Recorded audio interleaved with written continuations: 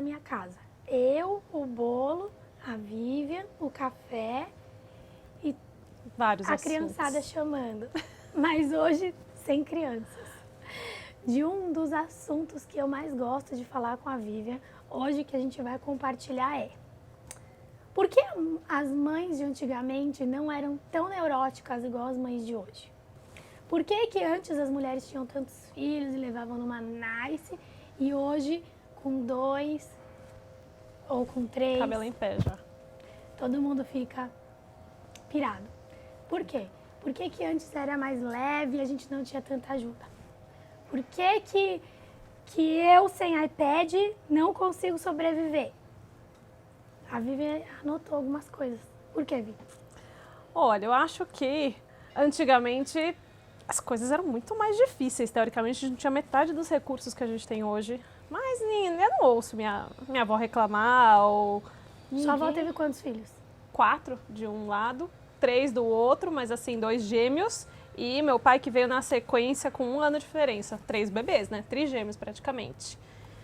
E mesmo minha sogra, você não ouve reclamar assim de como era difícil ter filho antigamente. Hoje em dia é tão difícil, não é? Não é difícil?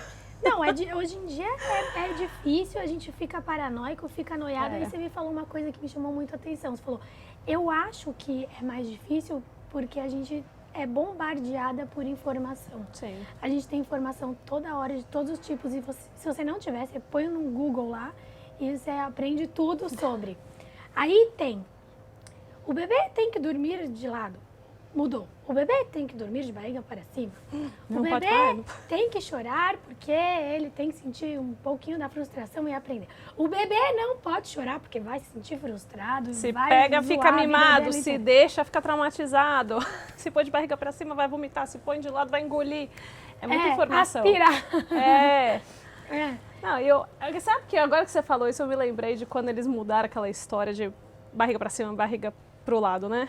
E eu acho que é esse ponto que acho que faz tanta diferença da maternidade de antigamente para a maternidade de hoje. Acho que as pessoas faziam as coisas muito mais instintivamente, certo? As mães antigamente, ninguém ficava lá te bombardeando de informação, porque que era muito mais leve.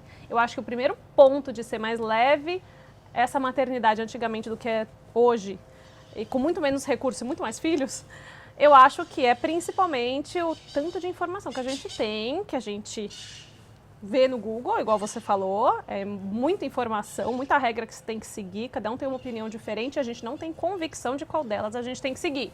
E a gente ouve muita coisa, né, dos nossos pais, sabe aquela palavra de mãe? Que Aquela gruda. coisa que a sua mãe te falou, É. que fica com você a sua vida inteira. Você já não se pegou repetindo coisa para os seus filhos que seus pais te falaram a vida inteira? hora. O tempo inteiro, eu também. Ou mesmo aquela amiga, ou aquela conhecida, ou aquela tia, alguém que vem aqui que te dá aquela cutucada com alguma coisa assim e você acaba seguindo aquilo por achar que ela pode ter razão, mas dentro do seu coração tá sentindo alguma coisa diferente. Por exemplo, vai ficar de pé no chão, pega pneumonia, vai pegar gripe. Poxa, mas você quer colocar o sapato na criança? Quer arrancar 70 vezes? Você quer colocar 70 vezes o sapato na criança? Quer se estressar mesmo em 30 graus que tá lá fora? Você acha que a criança vai pegar gripe mesmo se estiver no pé do chão depois das 6 horas da tarde? Porque os bichos só pulam 6 horas da tarde, dá gripe em todo mundo. Mas são essas pequenas coisas que a gente acaba se estressando. Você corre atrás da criança para colocar o sapato, porque alguém falou que se ficar no pé do chão depois que toma banho vai pegar gripe. Mas dentro do seu coração, você não faria exatamente desse jeito. Você deixaria ela andar, não tem nenhum problema, certo? Então eu acho que esse excesso de informação de todos os lados, é aquilo que alguém falou, é aquilo que você leu em algum lugar, é aquilo que alguém comentou com você, é aquele podcast que você ouviu dando uma dica daquilo que você precisava e você não consegue ter convicção de nenhuma delas, você acaba... aquilo vira um peso para você, você tenta aplicar aquilo que você ouviu sem realmente Você quer fazer entender. o que você acha instintivamente certo, mas você ainda fica meio em dúvida. Mas e se não for certo? Será? E se eu fizer de outro jeito? E se ele ficar traumatizado?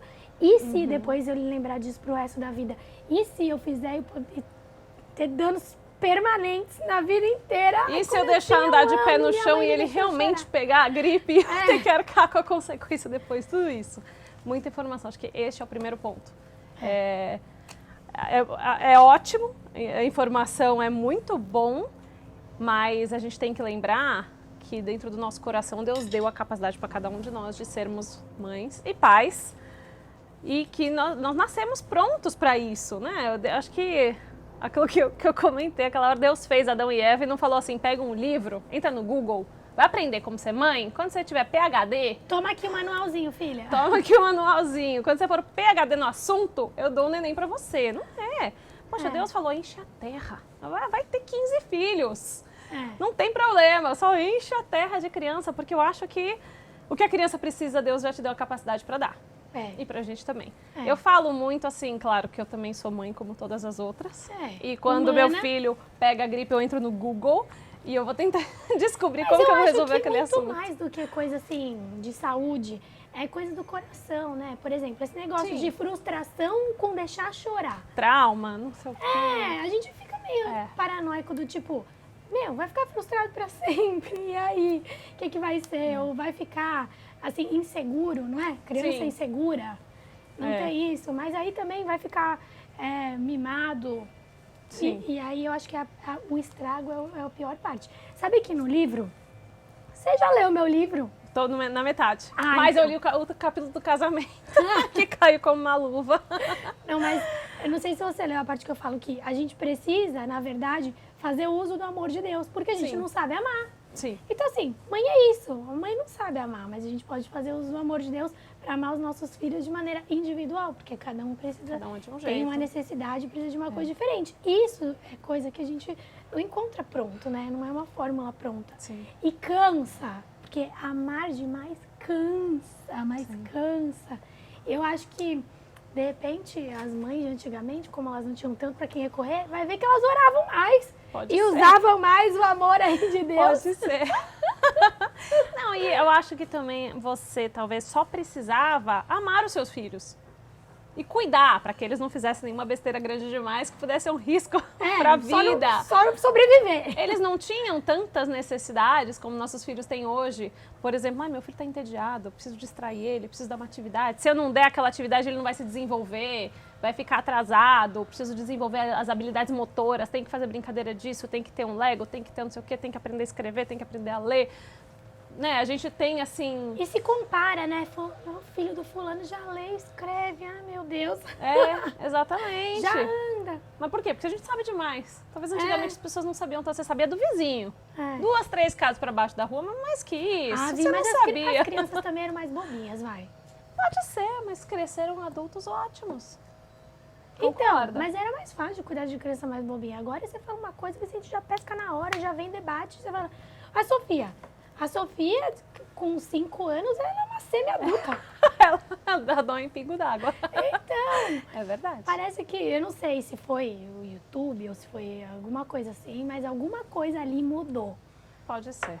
Mas acho que isso é um assunto para uma outra conversa. Porque essa conversa...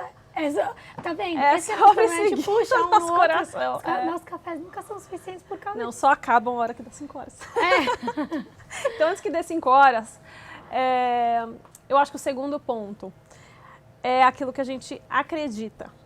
Então, tem aquilo que a gente ouve de diversas fontes e tem aquilo que a gente realmente acredita no nosso coração. Acho que isso vem da cultura, da maneira como a gente foi criada, do ambiente ou do nosso ciclo de amizades, o ambiente em qual a gente está acostumado a conviver. Então, por exemplo, você vai num restaurante fino, vamos dizer, chique, as crianças são comportadas. Aí você chega lá com os seus 3, você, eu 2. Ui. E ninguém quer comer. Seus comem? Não. O meu não come. Ninguém quer comer, e aí começa aquela briga, tem que comer, não sei o que, a criança quer levantar, e o outro começa a chorar, e ele vai e voa aquele franguinho para um lado, o brócolis já caiu no chão ali para ver se ninguém percebe, e a criança não vai comer. E aí todo mundo começa a te olhar torto, né? Aquela sensação assim que você tá no lugar errado e que seus filhos não são bem-vindos, não que não são bem, estão atrapalhando.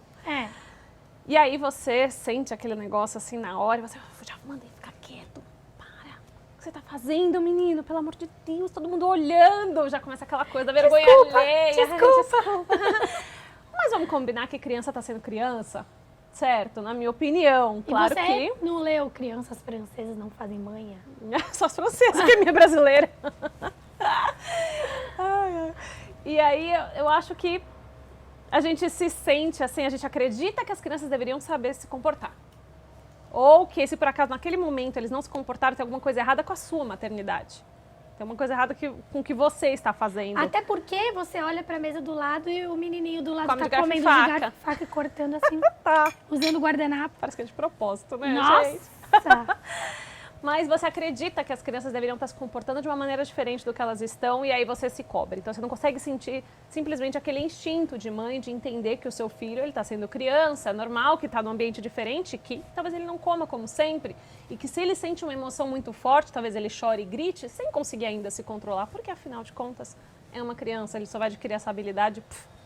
Eu tô ainda, às vezes, tento me controlar. Ainda tô adquirindo habilidade. Mas, assim, são crianças em desenvolvimento e que essa educação, esse progresso que chama educação, é de pouquinho em pouquinho e que às vezes eles saem da estribeira, mas a gente acaba tendo reações que não são... assim, a gente se sente culpado depois por ter tido aquela reação, porque a gente acredita que deveria ter sido feito de uma outra maneira. As crianças deveriam ser de outra maneira, a gente tem dificuldade de aceitar aquele momento da criança que faz parte da vida. Eu me falo isso o tempo todo, né? Sou humana, passo vergonha quando levo em algum lugar e vejo que os meus filhos não estão comportados. Me sinto culpada, falo, nossa, não sou boa mãe mesmo, minhas crianças deveriam estar muito boazinhas e não estão. São as que mais gritam.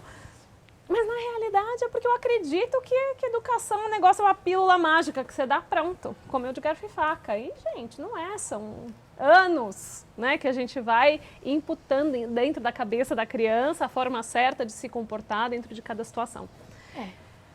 Então, acho que esse é o ponto número 2, aquilo que a gente acredita e que a gente tem dificuldade de seguir. Porque, né, hoje em dia fica mais difícil, porque você se coloca em situações que talvez antigamente também não tinham, né? E aí você tem aquele padrão em que a criança, que você acredita que a criança tem que se encaixar. Porque hoje tem um padrão, talvez antigamente, né? Não sei.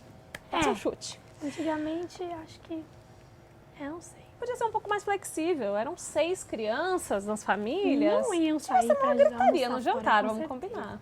Não, não devia, exatamente. Ninguém tá passando pela situação. Eu não saio. E quer comer? Eu não saio. Come, não quer comer? Não tem salgadinho depois. Não vendia Cheetos naquela época, eu acho, né? Com as nossos avós, sei lá. O que eu costumo fazer é assim, eu não dou conta, assim, de tudo sozinha. Então, o que eu costumo fazer é, não deu pra dar banho hoje. Ah, sinto muito, não tomou. Mas amanhã vai tomar. Ah, não deu pra almoçar hoje, quis mamadeira. Amanhã o almoço tá mais caprichado, mais gostoso, vamos me esforçar mais. Então, assim, uma coisa fica pra amanhã. Dá uma flexibilizada nas regras, né? Eu acho que deixa a maternidade mais leve, essa é uma boa dica. Porque se você leva ferro e fogo, a gente muito difícil. sofre, né? E a criança também, porque às vezes você fica irritada, estressada. Sim. E se a gente quer... Terceiro ponto. Eu acho que é aquilo que a gente sente. Esse, pra mim, acho que é um ponto, assim... Não o mais importante, eu deixei o mais importante pro final. Mas eu acho que é uma coisa que leva muita gente pra lá e pra cá, que é aquilo que, as nossas emoções. Acho que o ser humano, e mulher talvez também, principalmente, a gente é muito levado pela emoção no momento. Então, seja por um fator externo, alguma coisa que está acontecendo, alguém que te deixou estressado, uma situação em que está acontecendo que fez com que você se sentisse daquela maneira e você acaba, vomita em cima da criança, aquilo que a gente está sentindo naquele momento, né? E isso deixa tudo mais difícil, porque a criança também, primeiro que ela aprende com as nossas atitudes, às vezes até mais do que com aquilo que a gente fala, e ela ainda absorve todo aquele input negativo, né, que a gente jogou em cima dela. Então eu acho que a maneira como a gente faz as coisas com base naquilo que a gente está sentindo no momento faz com que a gente se sinta culpado depois. Você tem aquela enxurrada de sentimentos negativos, a gente já não sabe mais como consertar quando viu, já fez, já falou. Eu vi em algum lugar, não sei se você já leu sobre isso, que a mulher é a responsável pelo bem-estar do lar. O ambiente do lar tem que ser leve e gostoso e é a mãe, esposa, que deixa ele desse jeito. Você acha que a mulher tem esse poder? Olha, poder não. Eu acho que se a gente estiver centrada, acho que a gente talvez conseguiria. Não acho que é um poder, eu acho que é mais um estado de espírito. Então, mas tem que fazer tanta coisa. Tem. E a gente é humana, né? Trabalha. Sim. Rodar muitos pratinhos ao mesmo tempo. Entendeu? E aí você tem que ainda ser responsável por um lar tranquilo. Balancear. Eu acho que se a gente conseguisse, eu acho que faria sentido. Porque a mulher, os seus filhos, eles correm pra quem quando alguma coisa tá errada? Eles correm pra mãe. Né? O pai chega do trabalho e tal, até ele também conseguir descarregar tudo que ele... Desligar, né? Desligar de todas as situações dele durante o dia. Agora a mãe, ela tá lá em conexão constante com os filhos. Então acho que o estado de espírito da mãe passa muito pro estado de espírito das crianças, que a gente está sentindo, o nosso estresse, a nossa forma de lidar com alguma coisa negativa que está acontecendo com a gente. Acho que tudo isso acontece sim. Eu tenho certeza que se alguma coisa ruim acontece, a primeira coisa que os nossos filhos vão fazer é olhar pra gente para ver como que a gente está reagindo. Sim ou não?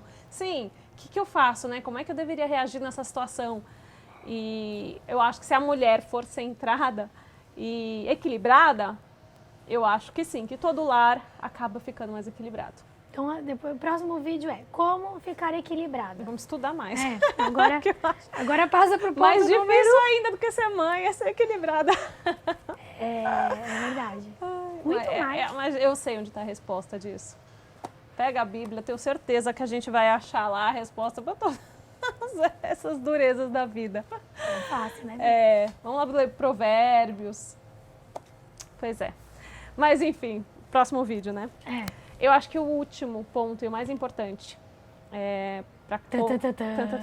eu acho que é o medo. O medo zoa com tudo. Então, o medo zoa com tudo. Com quase tudo. Se você tem medo, zoa. Não é? É verdade. Mas sabe que agora eu me lembrei de um versículo que fala que o amor lança fora todo medo, na verdade. Tá aí já a solução pro problema do medo. E eu acho que o medo é a falta de fé. Eu acho que a gente tem muito medo de perder o controle dos nossos filhos.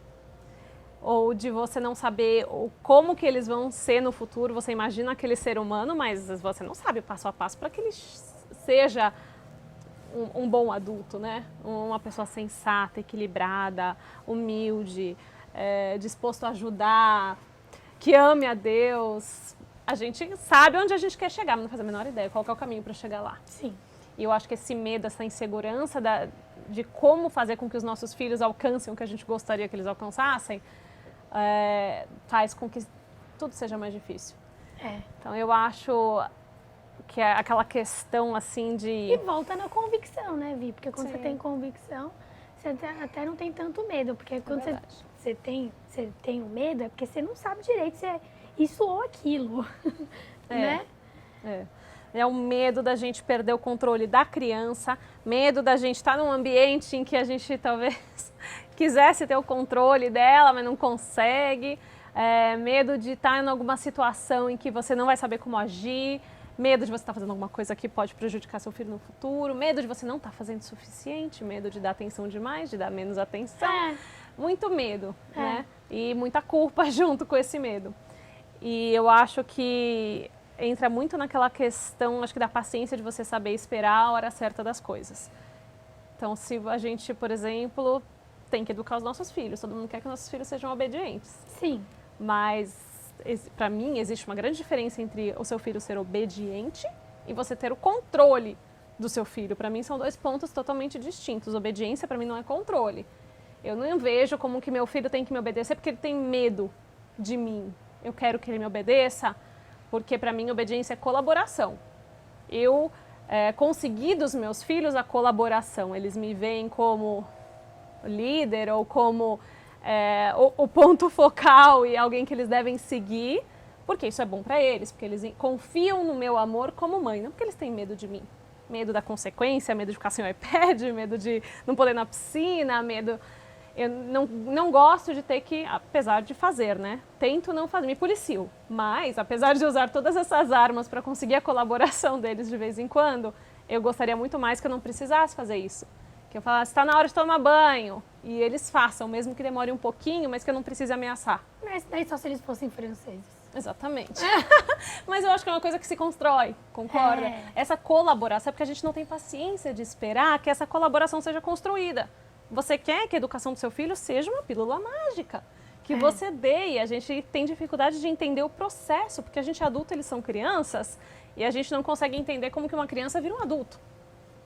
Além da fase do crescimento, né? Como que uma criança ganha essa educação a ponto de virar um ser humano decente no futuro, né? Sim. A gente tem que ter essa paciência de esperar que isso aconteça, e isso acontece com todo dia você dando um input positivo no seu filho. Positivo, positivo, positivo, positivo. E dá amor, carinho e atenção até que essa criança floresce para ser um bom ser humano, né? Mas o medo de você estar fazendo errado, não fazer suficiente, por aí vai, acho que prende muito a gente a não seguir essa maternidade instintiva. Não dá para os nossos filhos exatamente o que a gente gostaria, assim, de dar. De medo de estar muito flexível, ou de medo de... Eu tenho que punir, eu tenho que ensinar a questão da consequência, eu tenho que ensinar que se ele não obedecer, alguma coisa ruim vai acontecer. Enfim, eu acho que o medo atrapalha. Então, Vi, a gente vai levantar a bandeira da maternidade instintiva. Isso. E saber que tá tudo aqui. Tá Eu tudo acho no coração. que Deus tá deu tudo aí para nós a dentro. capacidade de ter uma maternidade instintiva, né? Se a gente não tivesse todo esse monte de informação, esse padrão que a gente deveria seguir e ficar imaginando o que os nossos filhos têm que ser, ou o que a Ou gente idealizar. idealizar, que a gente seguiria o nosso coração, que Deus deu amor suficiente para uma mãe. Me fala uma mãe que aquela criança não nasce e você imediatamente é enchida de um amor que você nunca conheceu antes. A verdade não é. É Deus que dá. Então, acho que Ele te deu todas as ferramentas que você precisa para que o seu filho cresça, que na verdade não é mais do que amor, atenção, carinho, e você conseguir se conectar e compreender aquela criança e acolher ela do jeito que ela é. Sim. Porque acho que assim você conquista o coração da criança para mandar ela no caminho que você gostaria, né? Sim.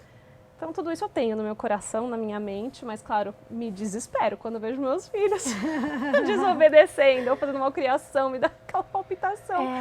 Mas eu sei que Deus deu para cada um de nós a capacidade de sermos os melhores pais que aquela criança podia ter. Eu também acho isso. Se a gente buscar mais convicção e mais fé em Deus, eu acho que a gente tem menos medo, porque se você também levar os seus filhos nos caminhos de Deus, ensinar a eles o caminho que eles devem seguir dentro da palavra de Deus, acho que as chances de no futuro dar errado, difícil, porque a gente plantou a sementinha. Isso, diminui. Da palavra de Deus, e eles vão fazer as escolhas deles no futuro, mas a gente plantou a semente da palavra de Deus, da bondade e da justiça, e quando eles precisarem, eles vão se lembrar. Tá escrito na palavra. Fica guardadinho ali. Fica guardado. Quando eles Uma hora precisarem, floresce. eles vão se lembrar dos caminhos de Deus e dos caminhos que os pais dele ensinaram, e eles vão saber como voltar para a verdade. Então, acho que isso deveria ser um conforto para o nosso coração de mãe, coração apertado. Ai, Vi, você é tão sabidinha. Ah, não, eu sou cheia de teoria. Aí, enquanto meus filhos crescem, eu vou tentando aplicar algumas. Mas é isso Na que esperança funciona. de não estragar ninguém. Que é muito amor, né? É muito amor pra gente errar, né? A gente não tem muito nem amor. direito nem de errar. É verdade. É verdade. Vi, obrigada por você vir tomar um café comigo. E nem dá pra dar beijo, porque olha, essa mesa hoje tá com muito bolo. A gente vai comer aqui, ó. bolo, não dá beijo, nada. Obrigada, viu, Vi? Mentira, obrigada a você. Um de muitos papos. Até a próxima.